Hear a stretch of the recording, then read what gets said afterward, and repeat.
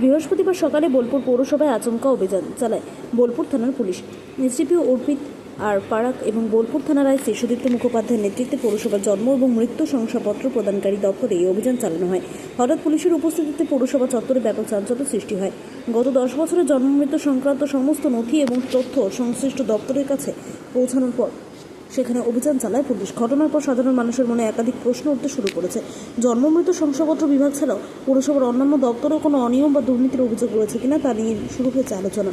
এখন সেদিকেই নজর প্রশাসনিক মহল এবং সাধারণ মানুষের।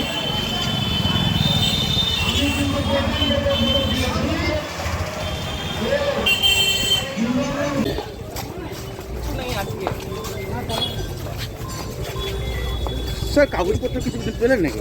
কিছু নেই, কিছু নেই, কিছু পেলেন না? হচ্ছে কাজ হয়ে যাবে।